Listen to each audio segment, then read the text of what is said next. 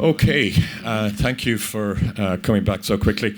My name is Mark Hennessy. I'm in the day job as news editor of the Irish Times. And my previous job, I was London editor of the Irish Times, and I think looking back, we'll probably see that in some ways as between 2009 and 2015, a period I think we will look back on in time as marking the high point, sadly, of Anglo-Irish relations, because I think things are perhaps going to get a little more difficult in the period to come. And let us hope that they won't, but all the indications are that it could be a little troublesome. Very briefly, the decade to come is going to be, or the commemorations to come, are going to be more difficult than anything that we have dealt with before. And I suspect that the debate centred around Brexit is going to make issues that perhaps could have been more easily managed, more difficult to manage. And there are going to be tempers expressed in the next few years that would be better left unsaid, but I doubt very much if that will be the case. Now, I'll just introduce very briefly, just by name, because you know who they are. From our right, we've Liam Kennedy, and then Brian Walker, and Ida Milne on my left, and Una O'Halpin. Now, I'll ask each of them to do a very brief introduction on the issue, very centrally, of the commemorations to come, and after that, we will throw it into questions and answers. So perhaps if we could start with Liam. Thank you very much, Mark. Is this working? Yep. It is, yeah. Good. I suppose as historians, we should be delighted with commemorations because it's part of public history, and it's from our point of view, it's rather good to see history close to the centre of all kinds of political and social debates. One of the things, just to go back a little bit, just 2 years to the centenary of the 1916 Rising, I remember there was great anxiety around that, and to some extent I found that puzzling. I mean, I can understand why Heather Humphreys, the minister responsible for the official commemorations, and indeed she handled it incredibly well. But perhaps this is too optimistic, but I thought there was excessive anxiety at the time, and that turned out to be the case. However, on the downside, I can't, others would probably may well disagree with this, and to some extent I'm paraphrasing a friend of mine, Vincent Comerford, who used to be Professor of History at Maynooth, and Vincent saying, and I agree with him really, despite the extensive commemorations, lectures and so on, actually very little of an original kind came through. In fact, in the end, it was all rather comfortable for all of us. So maybe what is coming up will be more anxiety-making, but possibly somewhat less anxiety-making than some would suggest, some are predicting. And could I, as an addendum to that, add what I would really like, which I don't think we got with the centenary commemorations of the 1916 Rising, was a kind of root and branch reappraisal of what went on between 1919 and 1923, or wherever you want to draw the end line. I suspect that's probably out of line with what most of the others will say, but that's my provisional position at the moment. I like the word provisional. Thank you. Can I be heard? Yeah. Yes? No. Closer. In the recent past, commemorations have often been occasions of discord and conflict in Ireland, North and South. Referring to the 1960s, Sir Kenneth Bloomfield has written, "Anniversaries are the curse of Ireland." It does not seem to matter that some of these demonstrations annoy or infuriate other people. This is indeed for some of, at least, of the participants, a principal attraction. But I'm glad to say things have changed enormously. And I'm very impressed how over the last 2 decades, anniversaries have become inclusive. People have become more understanding of other people's history. One example of that is since 1998, the Irish president, it began with Mary McAleese, holds an event in early July to commemorate the Battle of the Boyne, inviting people to that, Orangemen and others to that event to reflect Williamite, descendants of Williamites and Jacobites today marking this historic event. And the amazing thing is this, that in Ireland today, the only place where there's an official commemoration of the Battle of the Boyne is not in Northern Ireland on the 12th of July, because they're not public government events. It's actually in Ars and Uachtaráin. How things have changed. This Armistice Day, I was in Enniskillen, very impressed. At that ceremony, Arlene Foster was there, Heather Humphreys was there. They laid wreaths at the cenotaph in memory of those who died in the First World War, as well as those who died in the Enniskillen bombing. And afterwards, there was a parade from the cenotaph to the cathedral. And in that parade, there were members of the Royal British Legion, as you'd expect, but as I never expected, there were ex-soldiers of the Irish Army there, marching, a large contingent of them, wearing their blue berets, marching through the streets of Enniskillen for that occasion. And the final event I want to mention is a photograph that appeared in the Irish Times in 2008. It was after a service in the Galway Cathedral to remember all those from Galway who died in the First World War. Now, commemorations of the First World War have been amazing. They've been such inclusive events, and it shows how shared history can be very positive. There were 2 people standing in that photograph. The first was Eamon O'Keefe. The second was John Gorman. Now, who are those 2 people? Well, Eamon O'Keefe will be known to you because he is a Fianna Fáil TD, he was a government minister, and of course he's grandson of Eamon de Valera, who in 1916 occupied Boland's Mill in pursuit of a republic. John Gorman you will not know. His proper name is Sir John Gorman MC. He's the winner of an MC for bravery in Normandy in 1944, when he took out a Tiger tank on his own, a German Tiger tank. He then became an officer in the Royal Ulster Constabulary. He then became an Ulster Unionist Assembly member in the Northern Ireland Assembly. And he was standing there beside O'Keefe, these 2 Northerners, North and South, these 2 people, North and South. But it was more significant than you think, because Sir John Gorman had an interesting background. His father was Major Jack Gorman MC, and he was the last adjutant of the RIC barracks in Phoenix Park. And in 1922, when they handed over the barracks to the British military, in 1922, he and his friends drove north for loyalty to king and country, and he then joined the RUC. So there were these 2 men. One was a son of Eamon de Valera, the Republican. The other was a grandson of this inspector in the RUC and last adjutant of the RIC barracks, standing together on this occasion. So it just shows how these events can be inclusive and in many ways are very positive. Thank you.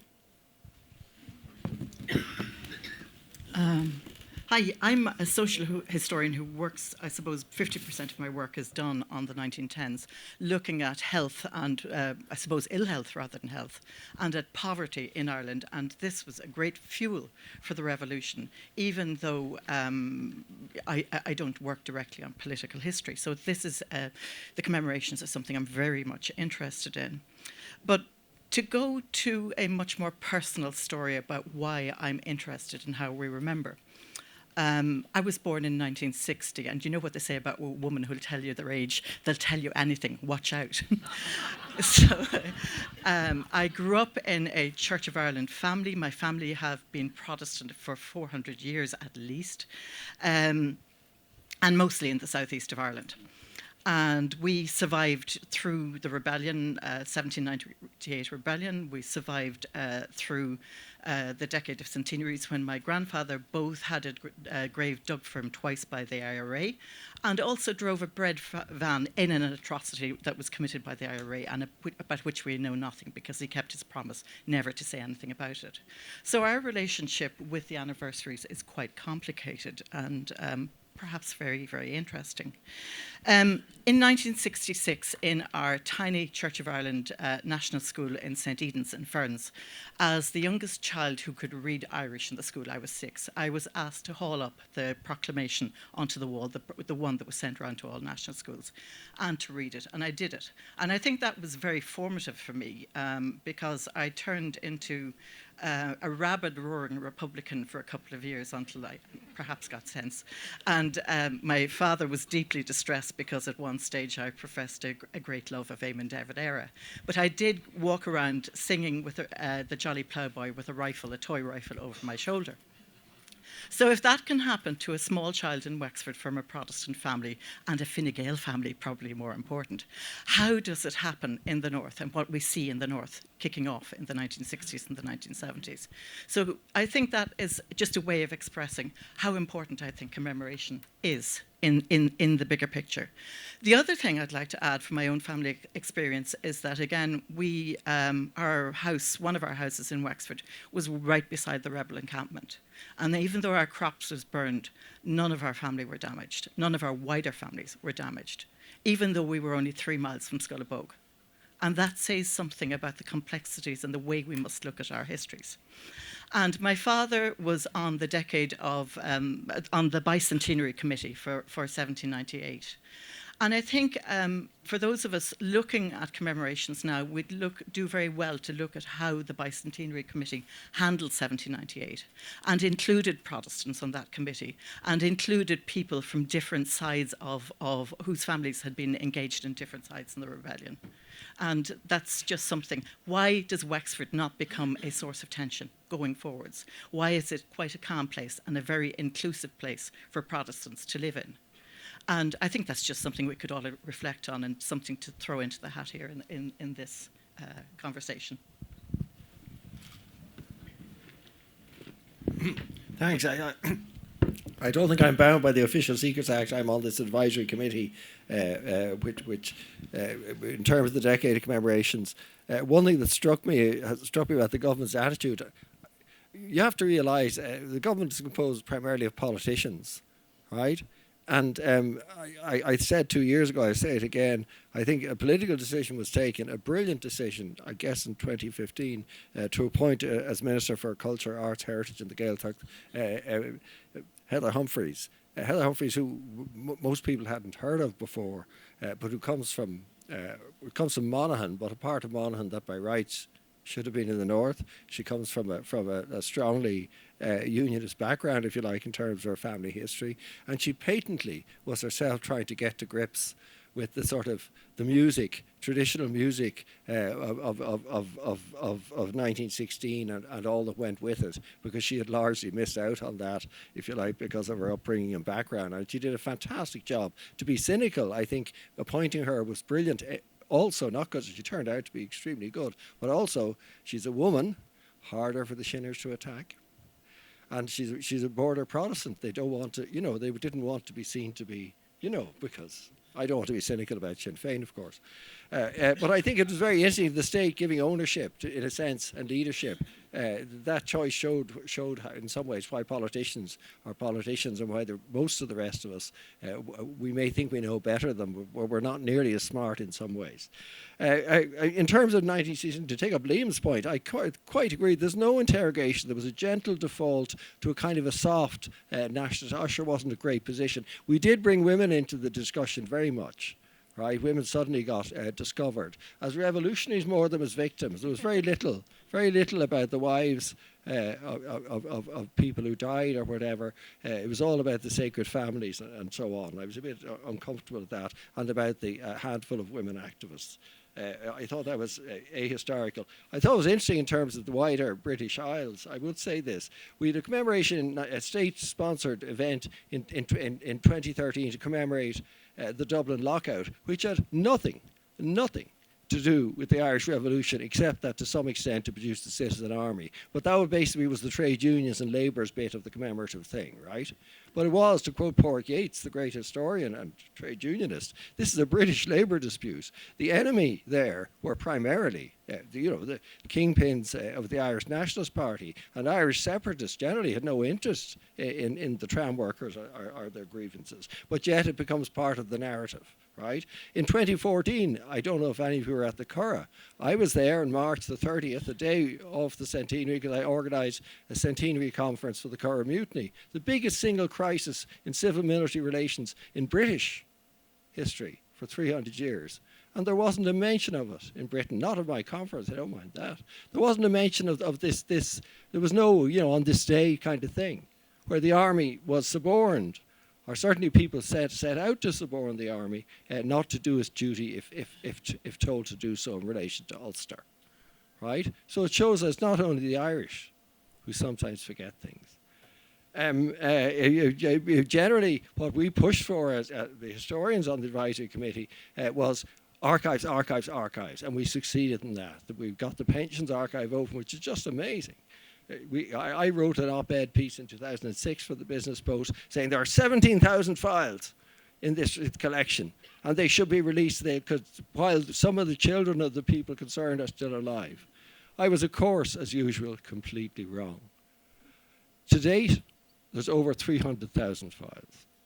And nobody writes as movingly or in such detail or as precisely and legalistically also as when they're looking for money. Right? It's an extraordinary archive. A lot of it has been digitized. A lot of it is so huge won't be, but it's amazing even what's there, and it's been brilliantly organized to date online. So that's been a triumph. But the public stuff, the whole point was not to let, frankly, whether you like it or not, was not to let Sinn Féin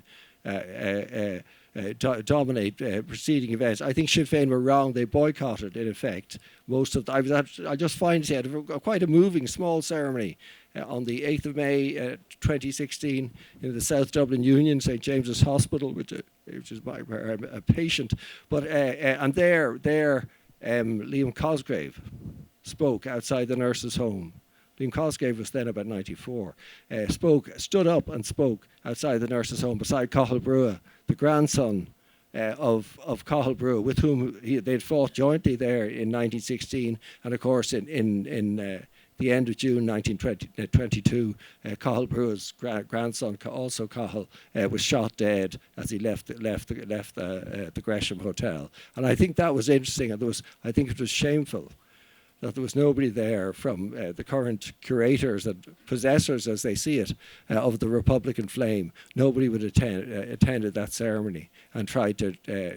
I have to say, Mr. Cosgrave made a very brief speech, but standing up at that age, at 94, standing up, it wasn't that warm, and spoke into the mic and so on. I thought that in itself was very powerful, and there was hardly anybody there. Okay, before going to the floor, perhaps a question for the panel. If you look at the way in which we've worked, the government and historians and so many other people have worked over the last decade to prepare for the commemorations that have taken place to date, is there anything that we need to do differently for the commemorations to come? Do you mean in Well, I mean, the War of Independence, but particularly the Civil War, which is going to, perhaps open wounds in small communities around Ireland, perhaps in ways that, will be at a familial level. Is there anything with all of that? And then against the backdrop of Brexit and everything else, we've had a situation where the commemorations that have taken place to date have taken place with a degree of cooperation and warm feelings between North and South, East and West in the Anglo-Irish context that can't be guaranteed to quite the same extent in the next 4 or 5 years. Yeah, I suppose again I would say that we have to engage with that troubled past as openly, as bravely, as courageously as possible. I mean, I don't think it should be kind of community relations type PR exercise. Sorry, I'm all in Can you hear me? I'm all in favour of the Community Relations Council in Northern Ireland, but it doesn't necessarily produce good history and doesn't necessarily oblige us to face up to our troubled past. I mean, I suppose my fear is a rather different one, which is of tiptoeing round these quite fundamental issues. The other thing that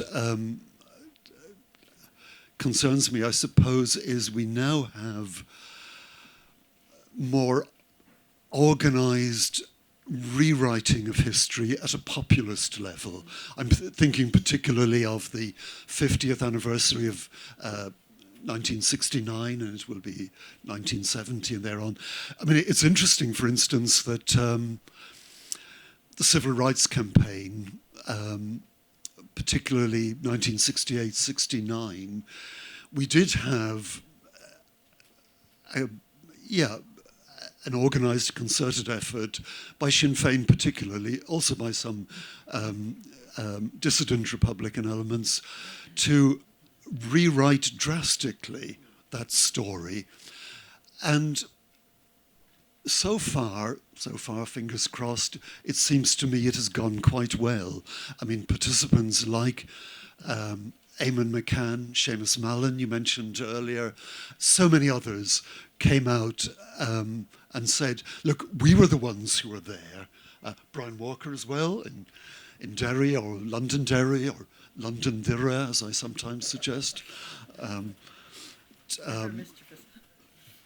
It did backfire. I mean, Sinn Féin organised alternative events, organised an alternative 5th of October march. But by and large, it lacked authenticity. Now, as we move into 1970 and 71, then of course it becomes much more difficult. The conflict is much more intense. But I am hoping that that engagement between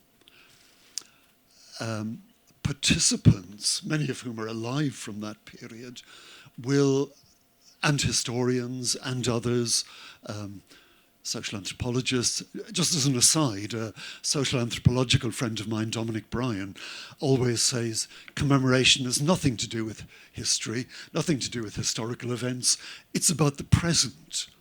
And that is a half-truth. I mean, we couldn't concede that fully, but he really does have a point. And in a way, what has happened so far with 50th commemoration of the Civil Rights Campaign illustrates the social anthropologist's point. That's very much about the politics of the present in Northern Ireland, and that will continue. But I think our responsibility and the responsibility of the wider community is to engage actively with at least the more propagandist versions of the past. I'll leave it there, I think. If I may comment about the last decade, we've had a decade of centenaries, and for the earlier part of this, we are now in the decade of centenaries, and for the first part we had it easy because there were events we could share, events where could become inclusive. This is not going to be possible for many of the events that are to come. When we go to the War of Independence and Civil War, there will be events which people have very, very different views on. And I don't think we need to expect people to have a shared history over what happened in these matters. What is important, however, is when people do recall events that were important to their community, they do it in a reasonable manner, to try to explain where they've come from. They should try to understand where other people stand. And I like to think, because of the tolerance that has been shown in the first half of the decade of centenaries, this will happen. People will make an effort to be respectful. I think that's all we can do. We cannot expect to have the same level of shared history, but we can still commemorate these events in a positive way. Very much agree with that, Brian. I work again very closely with memory and of the Spanish flu, and when you're looking at something like that, you're dealing with exquisitely sensitive memories, even though it's something that happened 100 years ago. And again, here we're going to be looking at events that have happened within families, events that divided families.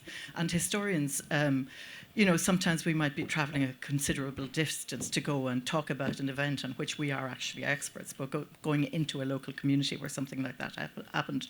And we have to be very, very sensitive that there is fresh local memory and fresh local pain there from those events. But equally, the local community and us can have quite a good conversation, and that's been happening very much so heretofore on the Decade of Centenaries. But I think it's one of the important things also as historians is we have to remember not to try and find pat narratives about this. We have to remember to ask important questions and to listen carefully rather than to try and find convenient narratives, because it's all too easy to try and find a satisfying story that makes sense to us as historians, but which the local community may completely disagree with.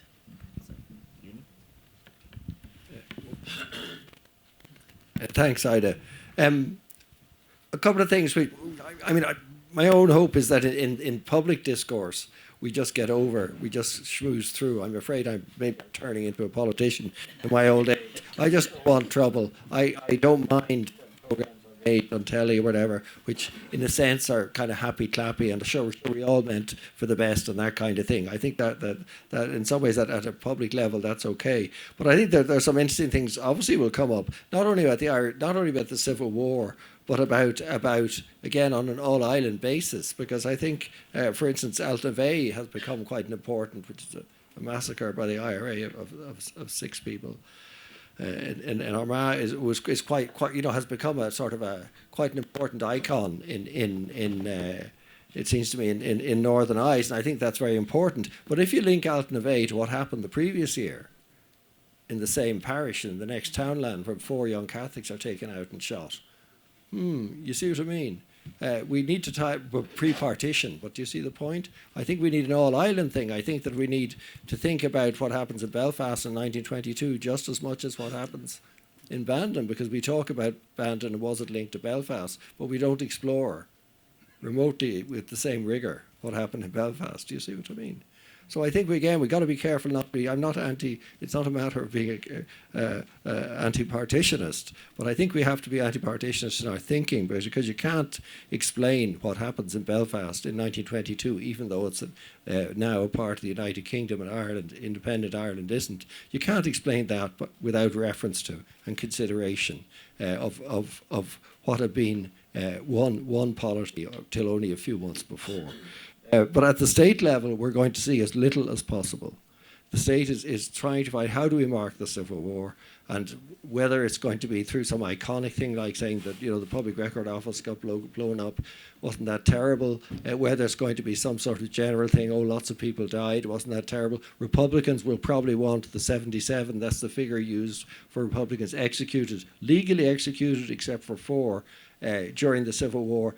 I would like Republicans to count how many people they, in their own terms, legally executed on their side, because they killed plenty of people as spies and informers. And in Republican logic, that's legal. It's not just necessary. So I think generally, if we can open out our considerations, but that partly depends on records, and records there's lots more material than there used to be, but it is a pity, for example, that we don't have the census data. I mean, Brian raised the question, again, the issue of Protestant depopulation. The 1926 census records are available, and the answer is, no, you can't have them. Why can't you have them? Because you can't have them. Should they be available soon anyway, right? It's just manana. The Land Commission records, of which I think there's said to be 9 million files, some small number.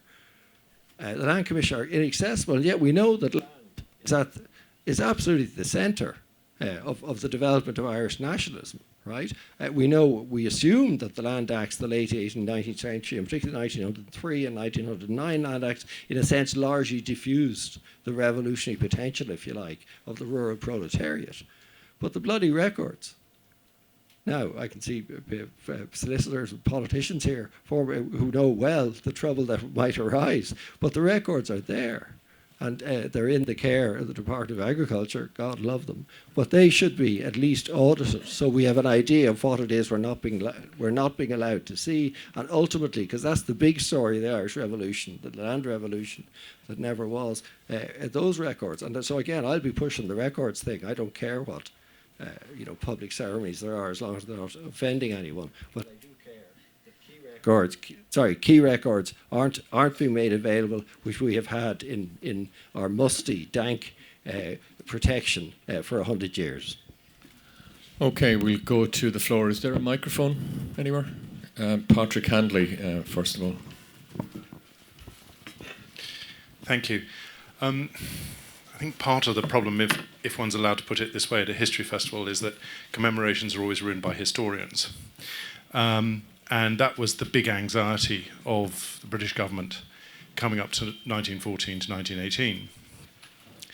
And the way they looked at it then, remember this is pre-Brexit and around the time of the Olympics in London, was that they wanted to look at contemporary artistic events which would commemorate the Great War.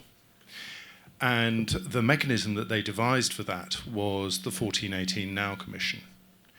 And that gave rise to a group, an independent group appointed indirectly by the Secretary of State for Arts and Culture.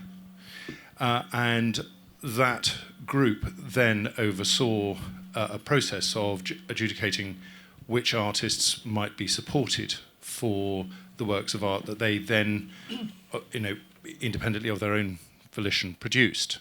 And it moved it at 1 arm's length or even 2 arm's length from government. And that gave rise to the Poppies at the Tower of London that then toured Britain and was an enormously popular occasion which gave rise to people asking what the Great War had been about.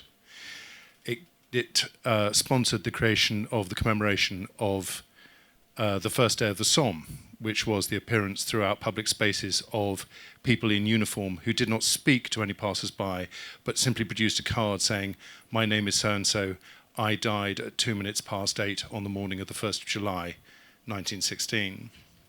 And it produced the great colorized film, the Peter Jackson film, which came out last year, which was a huge re-edit of all the film material from the First World War. And I think that process is probably one that the panel might like to consider, because what it does is it removes commemoration from competing schools and competing theories of history. And it gives huge popular engagement in the topic to the general populace. Any other? Have we anyone else for the moment? Okay, well, perhaps we can just deal with that question in terms of using... I beg your pardon, sorry, I was actually going to make almost the same point and to point out that two of the most influential pieces of artistic engagement is Anna Byrne's Milkman, the novel, and an installation that was here 2 years ago during the Skibbereen Arts Festival called The Souvenir Shop by Rita Duffy, both of which really explored, from an artist's point of view, items relevant to the Decade of Centenaries. So I guess I just want to reinforce your point that you made and ask the panel whether an artistic approach, which is often so much more able to deal with complex issues. And I'm often reminded of the aphorism that for every complicated question, there's a simple answer, and it's wrong. Whether the artistic approach has a lot of validity rather than a strictly historical approach. Well, that's the question. Anybody got answers to it? Perhaps I could pick up very quickly on that. This is a simple answer, so it probably is wrong. I'm glad you mentioned Rita Duffy. She has a wonderful sketch in colour of a punishment beating punishment shooting. And I remember talking to Rita about this, and I said, you know, it's incredibly graphic. It seems to capture the horror of that episode. And she said, well, I'm glad you say that. I almost witnessed it. It was somewhere in West Belfast. She was going into a building to give a talk, I think, heard 2 shots, came out and saw this young lad on a piece of waste ground with blood oozing out of both legs. And so she captured that, and we have that. Incidentally, that is a dimension of the Northern Troubles, which tends to get relatively little attention, not only in the south of Ireland, but in the north as well. And that is one, I would argue, one giant aspect of the Troubles, both on the Loyalist side and the Republican side. I mean, the casualties are pretty well the same, several thousand on both sides. Okay. And so kind of parity of disesteem, if you like. But I do take, I'm just using the Rita Duffy example as just one instance encapsulating you know, a much larger historical phenomenon. But yes, I would be very much in favour of that. Sorry, Lynn, but that's culture perhaps exploring the troubles from '69. How would culture explore the Civil War and the War of Independence? Can I make a comment on that? I agree that art may be a way to commemorate these events and do it in a way that has got a broad appeal. When the point was made about how the First World War is commemorated, I initially thought to myself, well, it's much easier to deal with the First World War in Britain because everyone agreed, there was a consensus really over what happened and general sympathy. I then thought that in the case of Ireland, all these wars, whether it's the 1916 Rising, what happens 1918 to 21, the Civil War, they can all be seen as civil wars over which there's enormous division of opinion. So for that reason, my initial reaction was not positive. But on the other hand, when I think what happened about the First World War, I mean, we did mark it in an inclusive manner, but that would not have been possible 30 years ago. 30 years ago, this event was not marked in an inclusive manner, but we came to do that. So possibly, although I said these events will have to be marked separately, perhaps that is true, but perhaps it is possible out of all that there may be a sharing of common suffering, a sharing that is possible, and art here may play an important role. Ida?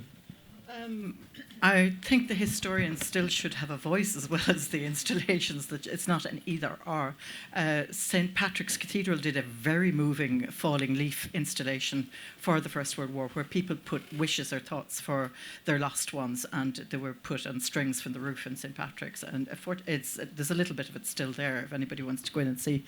I was actually thinking backwards to a talk that Linda Connolly did from this stage last year about women and abuse against women during the revolutionary period, and maybe we could have an installation of shorning, you know, of the cutting of women's hair when they were shamed for association with different activities during the rebellion. And you're actually exciting quite a lot of thought in my head about how the women historians who work on women in the revolutionary period could you know, maybe do some kind of event like this. Could I ask, is Ida volunteering for a the first public showing? Sharing? Gladly. Anything to get rid of the grey locks. And be bald like all the other historians.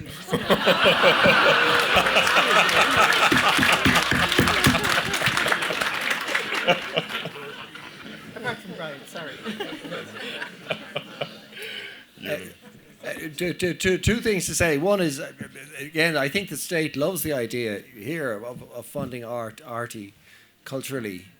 The more abstract and obscure, the better commemorations, precisely because of the political difficulties. But they're also very keen, and this has happened, but it's happening in a very incoherent way. It happened a lot for 2016 of giving local authorities at least a little support for the activities at local level, and also associations and things. And I think that is to be welcomed. On the question of the kind of pageantry, the people who tried pageantry in 2016, I have to say, I showed photographs 2 years ago from this, were Sinn Féin. They had a reenactment society. If you had been outside the GPO, as I was on the 24th of June 2016, planning to assassinate Patrick Pearse, you would have had trouble, because there were 3 or 4 Patrick Pearses in period thing, including the man who had just ceased to be Lord Mayor of Dublin, right? Absurdly dressed up as Pearse. And they turned commemoration into a kind of parody and farce. It was like, honestly, it was like an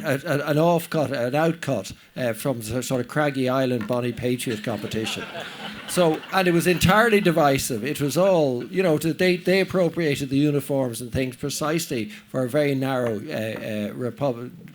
poor Republican narrative. So I'm not sure that dressing up would help. Okay, anyone else? Any other questions? Sorry, just here. No. Okay, sorry, we'll come to you in a moment.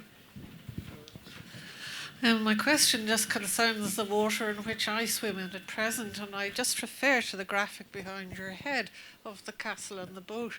And it seems to me that the historical preamble for presenting anything about the past in the present concerns both the castle from which one views outwards, presents historical empirical analysis as fact, and is a fairly safe position from the castle viewpoint, whereby one presents empirical historical research. But then there's the boat that everybody sails in, who presents this to the public, and that has a monster just below the surface.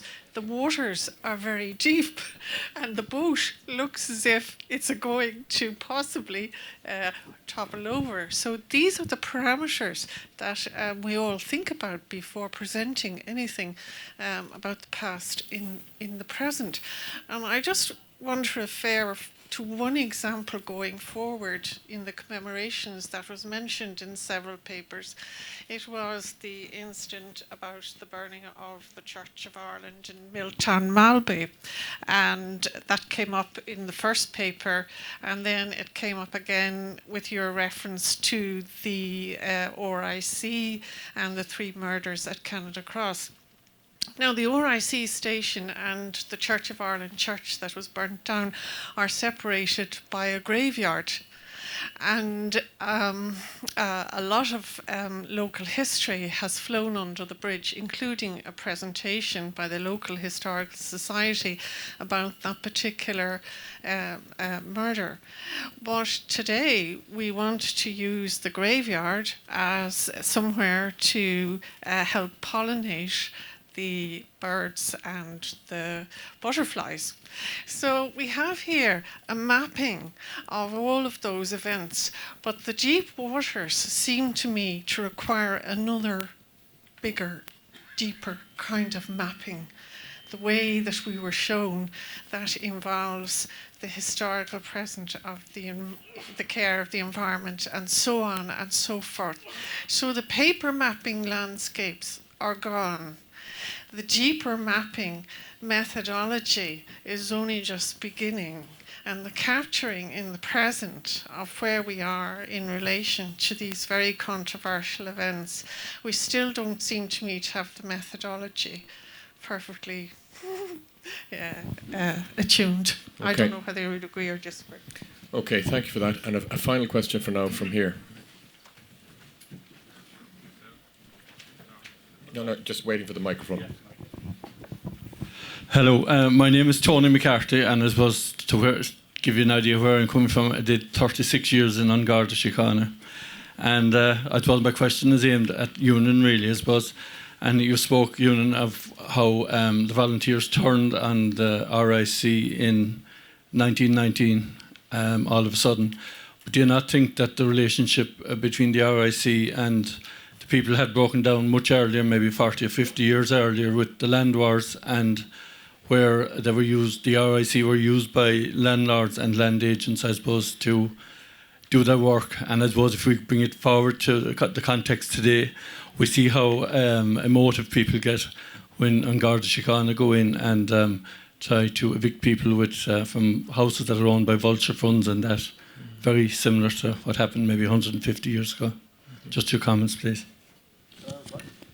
Well, I mean, the land war of the 1880s, right?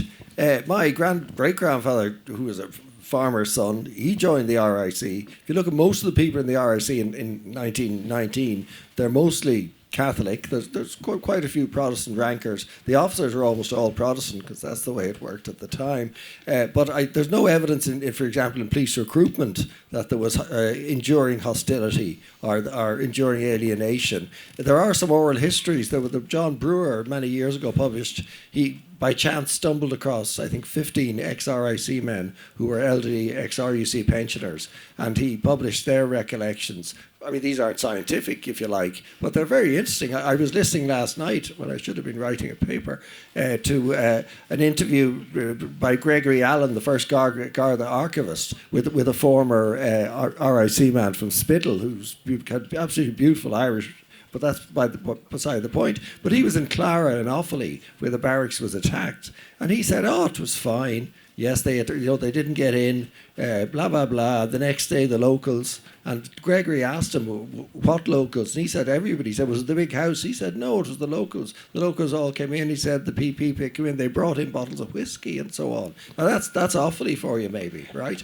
But the idea that there was this, I mean, that the public had been generally alienated from the RIC, I don't think it washes. Partly because the contact was so extensive. The RIC did the farm survey, the agricultural survey, and so on. As we heard, they did the sugar. They were the state very much across where during the potato blight scares and things. It was them that issued the spray. They were absolutely intimately connected.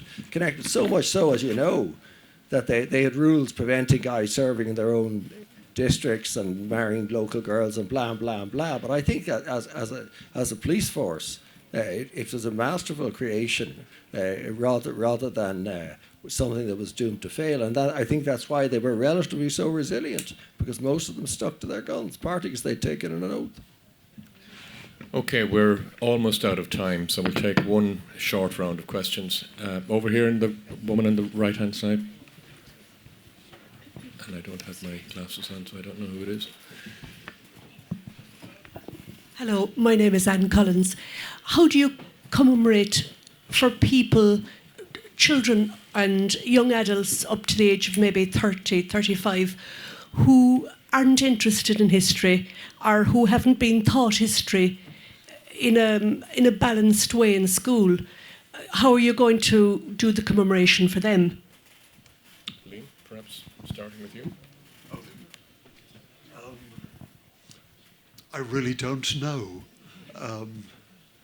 Thinking of my nieces and nephews and so on, I think, as we all know, television is the most powerful medium, and that seems to have the most impact on young people. I would much prefer if they were reading the Irish Times, but that seems not to be the case. I suppose the challenge is there.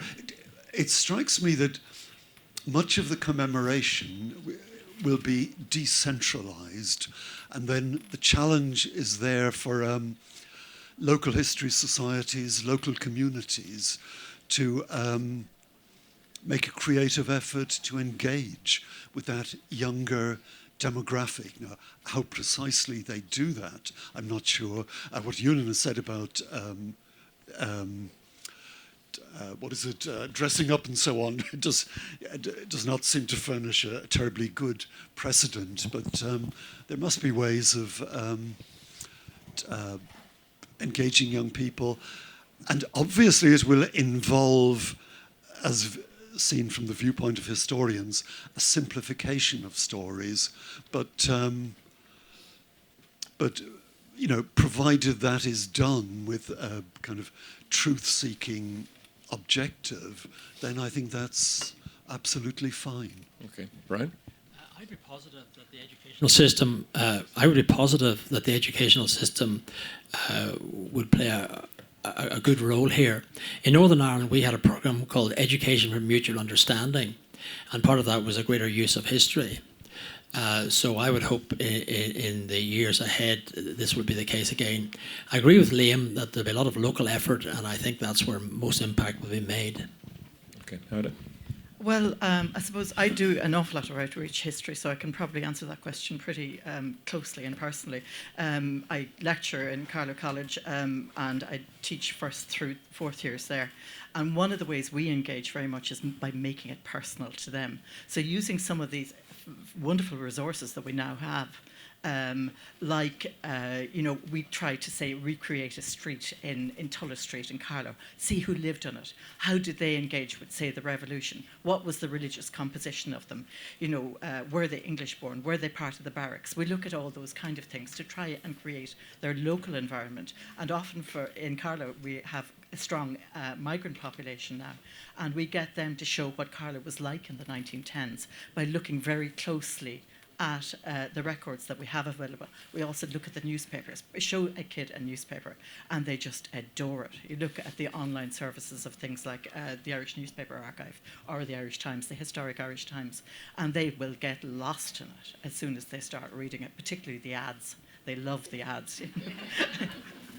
So, that kind of very close engagement with them, go local with them and pick something that they're interested in. Like if they're interested in soccer, get them looking at matches and how they were covered and things like that. And I do a lot of, I supervise a lot of Bohemians and Rangers type research projects, because if you really want to engage young people, you get them interested and looking in the past at what they're interested in the contemporary as well.